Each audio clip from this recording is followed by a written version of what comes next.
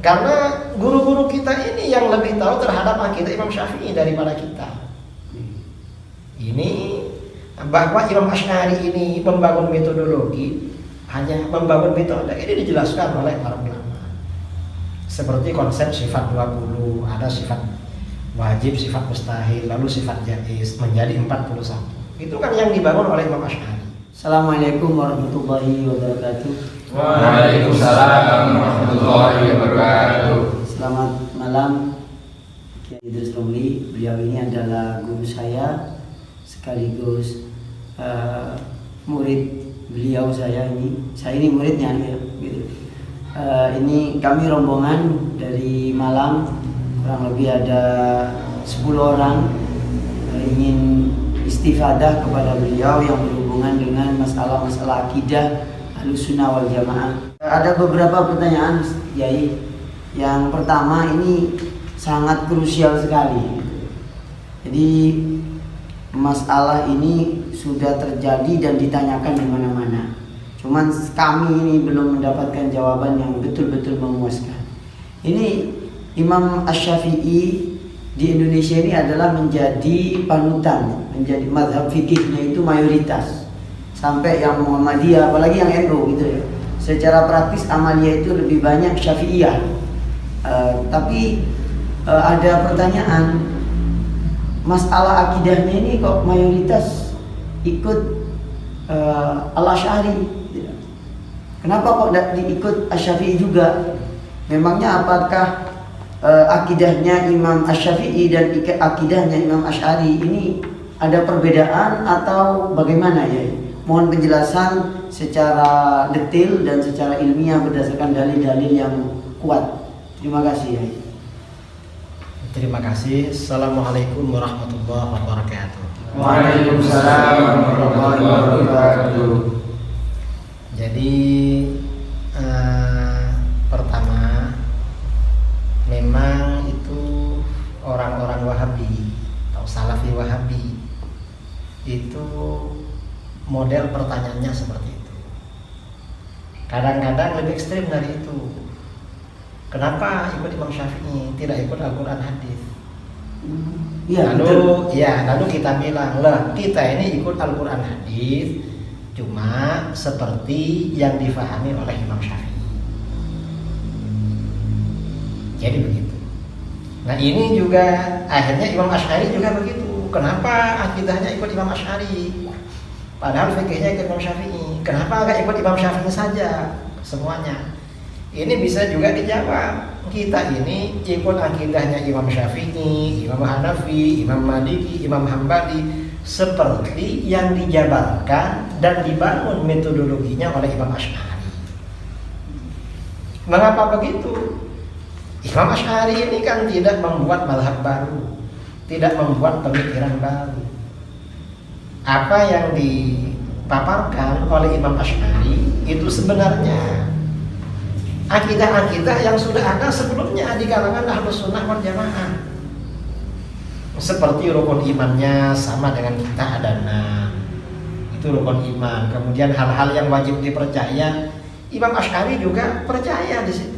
Imam Asy'ari ini hanya membangun metodologi. Bagaimana cara menjelaskan, mempertahankan, menjabarkan, membela akidah Ahlussunnah wal Jamaah. Jadi tidak membuat faham baru sebenarnya Imam Asy'ari itu. Karenanya akidahnya Asy'ari itu diikuti oleh seluruh Malikiyah, hampir seluruh Syafi'iyah, sepertiga ulama mazhab Hanafi, dan sebagian kecil ulama mazhab Hambali.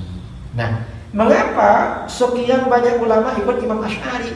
Ini berarti menandakan apa yang dijelaskan oleh Imam Asy'ari secara substansi tidak berbeda dengan akidah yang diriwayatkan dari imam-imam mazhabul arba'ah itu. Imam Asy'ari ini hanya membangun metodologi, membuat metode. Itu aja sebenarnya. Kita ini ketika guru-guru kita, para ulama Syafi'iyah ikut Imam Asy'ari, oh berarti tidak ada masalah. Tidak ada masalah.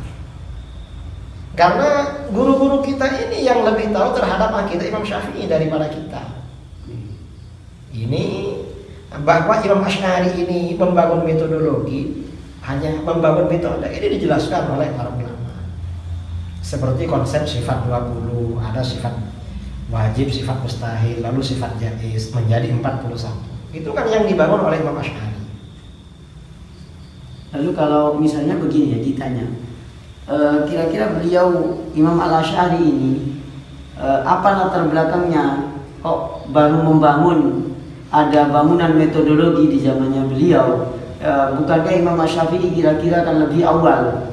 Jangan-jangan apa yang dibangun oleh beliau itu kira-kira sebenarnya belum sekomprehensif sebelumnya atau menyempurnakan maksudnya?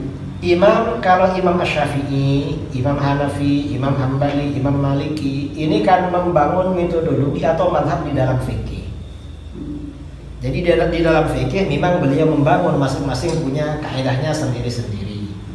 Nah, dan persoalan yang terjadi pada masa Imam Syafi'i, Imam Ahmad, sebelum Imam Asy'ari ini tidak sekompleks pada masa Imam Asy'ari.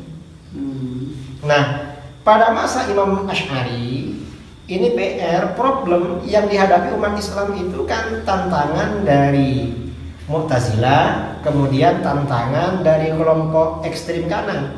Mu'tazilah ini anggap kelompok radikal kiri karena terlalu rasional.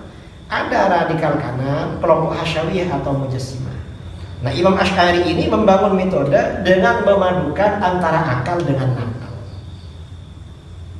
Itu metode yang dibangun oleh Imam Asy'ari. Karenanya Imam Al-Ghazali membuat perumpamaan. Kalau orang Mu'tazilah ini diumpamakan orang yang bisa melihat tetapi berjalan di malam hari, akhirnya agak kelihatan. Mengapa? Karena cuma akal yang digunakan. Orang Hasyawiyah atau Mujassimah diumpamakan orang yang berjalan di siang hari tapi orangnya buta, akalnya agak dipakai, sama-sama agak kelihatan. Nah, metodologi Ahlus Sunnah Asy'ariyah Maturidiyah ini diumpamakan orang yang berjalan di siang hari dan kedua matanya normal bisa melihat. Ini namanya memadukan antara dalil nakli dengan mujabatil uqul, hal-hal yang dipastikan oleh akal. Ini metodologi Imam Asy'ari. Dan ini metodologi Imam Asy'ari ini terbukti sangat ampuh di dalam melawan Mu'tazilah. Di mana Mu'tazilah ini banyak membuat kekacauan, anarkisme pemikiran di dalam Islam pada waktu itu. Ayat Al-Qur'an ditolak, ditakwil alasan tidak rasional. Hadis-hadis juga ditolak, didustakan oleh Mu'tazilah, enggak rasional. Datang Imam Asy'ari memberikan pembelaan kepada itu, mazhab-mazhab itu. Walaupun beliau asalnya Mu'tazilah, tetapi setelah menjadi Ahlus Sunnah ternyata pembelaannya luar biasa.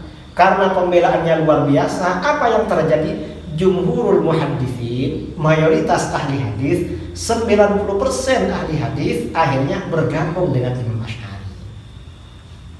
Berarti imam-imam hadis seperti Al-Imam Al-Bukhari kira-kira. Kalau Imam Al-Bukhari itu sebelum Imam Asy'ari. Tapi Imam Al-Bukhari ini metodologinya tidak beda dengan Imam Asy'ari. Kalau ulama, ya artinya orang-orang yang ada metodologi seperti Imam Asy'ari, misalnya seperti Imam At-Tirmidzi, banyak menjelaskan takwil dan tafwid di dalam as-sunannya. Kemudian Imam Ibnu Hibban di dalam sahihnya banyak menjelaskan takwil terhadap ayat-ayat hadis mutasyabihat. Kemudian setelah periode itu ulama-ulama besar, Imam Al-Hakim, An-Naisaburi, Imam Abu Nu'aim, Imam Al-Baihaqi. Ini memang Asy'ariyah ini. Jadi para ahli hadis yang menjadi a'immatul Islam, menjadi ulama-ulama populer itu memang mayoritas Asy'ariyah. Nah, ketika para ahli hadis ini sudah Asy'ariyah, kemudian para ulama Syafi'iyah ini juga Asy'ariyah, mayoritas ahli tafsir juga Asy'ariyah. Maka kita bagaimana? Oh, berarti para ulama tersebut sudah melakukan penelitian bahwa metodologi mazhab Imam Asy'ari ini sesuai dengan Al-Qur'an, hadis dan mazhab Syafi'i. Makanya kita ikut. Itu aja sebenarnya. Kalau mereka menyuruh kita ikut mazhab Syafi'i dalam akidah, dari mana kita dapat? Akidah Imam Syafi'i gak bisa. Secara metodologi belum. Mau cari di mana? Sementara ulama-ulama Syafi'iyah yang sanadnya sampai kepada kita itu Asy'ariyah. Apa mau dibuatkan sanad palsu? Kita jelas gak menerima.